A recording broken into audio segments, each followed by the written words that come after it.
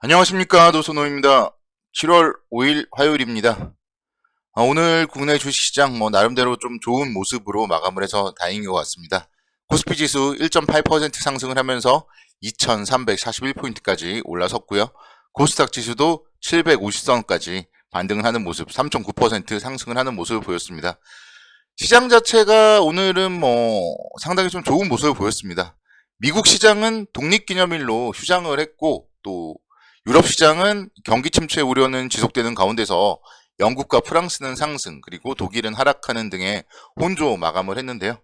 오늘 국내 주시장은 아침부터 0.95% 갭상승으로 출발을 했습니다. 이유는 일단은 바이든 대통령이 물가 상승을 억제하기 위해서 대중국 관세 부과를 완화할 것이다, 이런 보도가 있었고요. 그러면서 물가 안정에 대해서 미국 정부가 좀 적극적으로 나서겠다, 그런 의지가 좀 기사로서 나오면서 시장에서 호재로서 작용을 하는 모습을 보였습니다. 그리고 이제 원유 가격도 최근에 엄청나게 좀 상승을 하고 있다 보니까 아무래도 이제 미국 입장에서도 부담이에요. 그러다 보니까 석유라던가 가스에 대해서 해양 시추를 검토한다, 이런 좀 보도 역시 마찬가지로 물가 상승을 좀 억제하기 위해서 바이든 대통령, 미국 정부가 움직인다, 이런 부분들이 호재로서 작용을 하는 모습을 보였습니다. 바이든 대통령이 15일 날 사우디아라비아 방문이 예정이 되어 있는데요. 그러면서 이제 사우디 쪽에 증상까지 합의가 된다면은 유가의 급등은 아마 없을 것이고, 상승을 하더라도 좀 점진적으로 상승, 또는 현재 가격대에서는 이제 좀 점진적으로 안정을 찾을 가능성이 높겠다, 이렇게 좀 말씀을 드릴 수가 있겠습니다. 오히려 유가가 사실 본격적으로 하락세를 보이면은 그거는 정말 경기 침체에 대한 부분이 유가에 반영이 되는 거기 때문에 좋지 못합니다. 그렇기 때문에 유가는요, 어차피 드라이빙 시즌, 8월 달에 이제 우리나라도 그렇고 미국도 그렇고 휴가철이란 말이에요. 그래서 이런 드라이빙 시즌에 너무 급등을 해서 휴가 갈 때 힘들거나 그런 거를 좀 막아주는, 그래서 좀 안정세만 좀 유지를 하는 게 좋은 거고요. 이런 얘기들이 유가가 본격적으로 하락세를 보이면 좀 좋지 못하다, 이런 부분들은 좀 미리 생각을 하셔야 되겠습니다. 제가 항상 말씀드리지만 경기가 침체되면 안 되고, 경기가 좀 계속적으로 좀 좋아지는 모습, 그러면은 당연히 자원이나 이쪽은 많이 쓸 수밖에 없기 때문에 원자재 가격은 상승이 될 수밖에 없습니다. 그런 부분들을 좀 참고하시면 좋을 것 같습니다. 러시아의 휴전에 대한 얘기들도 오늘은 들려왔습니다. 그러면서 전반적으로 오늘따라 좋은 얘기들이 계속 나오더라고요. CNN 등의 일부 외신에 따르면은요, 돈바스를 러시아 영토로 만들려는 푸친 대통령의 목표가 이제 거의 가까워졌고, 그렇기 때문에 러시아가 돈바스를 러시아 영토 정도로 만든 다음에는 휴전을 선포할 가능성이 좀 제기되고 있습니다. 그렇기 때문에 이제 대신에 우크라이나 같은 경우는 영토를 러시아에 내주고 나서 휴전하는 거에 대해서는 국민 대다수가 반대를 하고 있어요. 당연하겠죠. 그렇기 때문에 이런 뉴스들 사실은 어떻게 보면은 아직까지는 소문일 뿐이고, 기대감이 좀 반영이 되었지만, 또 언제든지 전쟁이 심화되면서 하락을 할 수도 있다, 이런 부분들 계속적으로 좀 감안을 한다면은요, 변동성 결국은 계속 생각을 하시면서 시장에 대해서는 변동성 시에, 조정 시에 좀 매수하는 전략으로 임하자, 이렇게 말씀을 드리겠습니다. 지금 같은 시장에서는요, 아마 매수하신 분들은 이미 다 매수하셨을 수도 있고 하겠지만, 추가적인 매수를 원하시는 분들은 조정 시에 매수해야지 급등할 때 굳이 따라갈 필요는 없다, 이런 얘기들도 여러분들께 좀 말씀을 드리고 싶습니다. 오늘 보시면요, 종목들 보면 대형주들이 좀 상당히 좀 많이 상승을 했어요. 그런 부분들 조금 있다가 종목 쪽 얘기를 하면서 다시 한번 좀 말씀을 드리도록 하겠고요. 중국의 부총리 류허 부총리와 미국의 재무장관 옐런이 통화를 했다, 이런 부분들 이제 중국에서 발표가 되었는데요.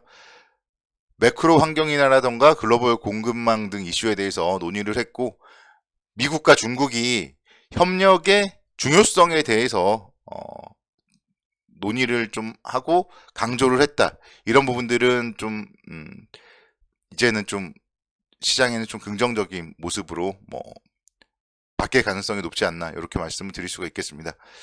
미국과 중국이 둘 다 지금 힘들어요. 그렇기 때문에 각자 경제 상황에서 이제 추가적인 갈등을 하기보다는 이 갈등이 좀 완화될 가능성이 높다. 이렇게 볼 수 있고, 이런 부분들은 뭐 시장에 또 긍정적인 관점으로 접근 가능하지 않을까. 이렇게 말씀드릴 수가 있겠습니다. 특히 지금 같은 경우는요, 바이든 대통령의 행보에 좀 주목을 해 보셔야 돼요. 바이든 대통령의 지지율이 지금 38%대까지 레벨 다운 됐습니다. 그리고 다음 대선에 대한 이제 뭐 여론조사 이런 거를 보면은 트럼프와의 가상 대결에서도 지는 걸로 나오고 있어요. 그렇기 때문에 11월 미국의 중간 선거를 앞두고 있는 이런 상황이기 때문에 반드시 물가를 잡아야 하는 상황이다. 그렇기 때문에 앞서서 언급드렸던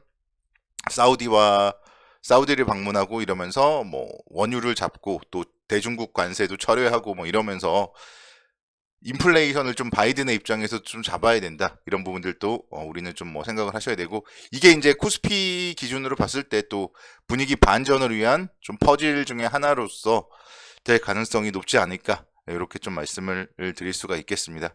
다만 이제 뭐 앞서서 말씀드렸던 뭐 러시아의 휴전 가능성이나 이런 부분들은 아직까지는 좀 뉴스일 뿐이고요. 원달러 환율 같은 경우가 오늘은 좀 좋지 못해요. 지금 현재 원달러 환율이 1,300원대 오늘 올라섰고, 지금 현재 역외 환율 실시간으로 보면은요, 뭐 상당히 좀 높습니다. 1,305원대 이상까지도 올라오고 있기 때문에 이 부분이 또 내일은 또 중요할 것 같아요. 환율에 대한 움직임.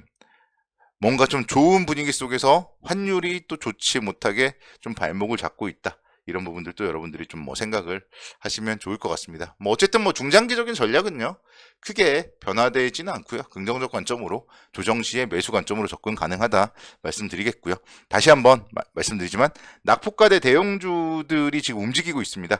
그런 부분들을 우리는 좀 또 포인트를 맞춰봐야 될 것 같아요.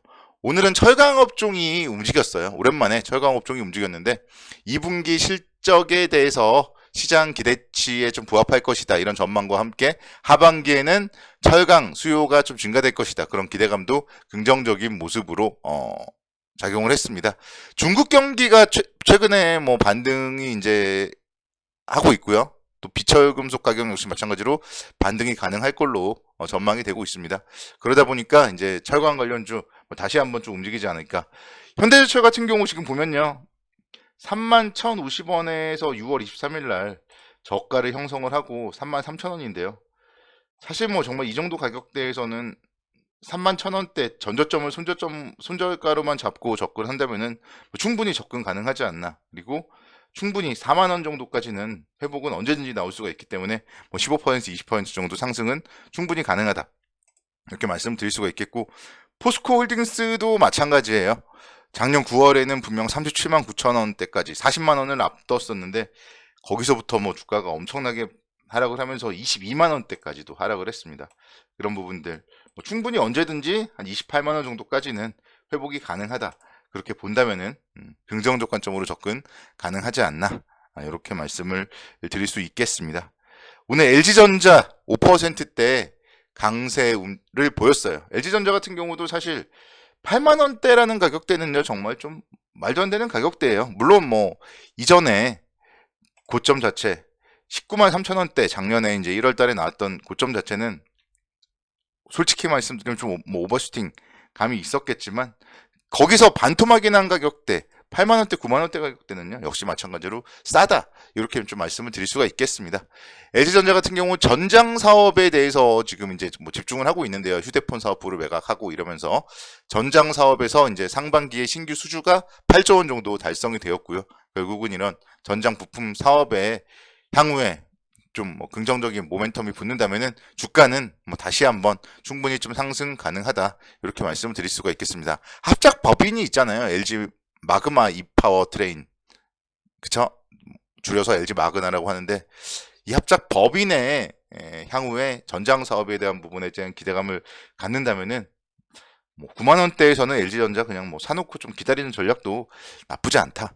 좀 그렇게 좀 말씀을 드릴 수가 있겠고, SK 하이닉스 최근에 제가 계속 주목을 하고 있는 기업인데요. 역시 오늘 3% 상승하면서 어제 오늘 이틀 동안만 해도 어마어마한 뭐 상승이 나옵니다. 그래서 정말 8만 원대에서는 사둬야 되는 기업이다. 제가 일요일 날 말씀을 드렸었는데 월요일과 화요일의 모습을 보면은 뭐 충분히 10만 원대까지는 회복 가능하다. 그렇기 때문에 이런 대형주들에 대해서 우리는 좀 관심 있게 지켜봐야 된다. 이런 대형주들이 얼만큼 반등하는지에 따라서 지수의 반등 레벨도 정해질 겁니다. 그래서 이런 대형주들의 상승, 추가적인 상승을 좀 응원한다. 그렇게 말씀을 드릴 수 있겠고요. 내일도 선곡 투자를 기원하도록 하겠습니다. 감사합니다.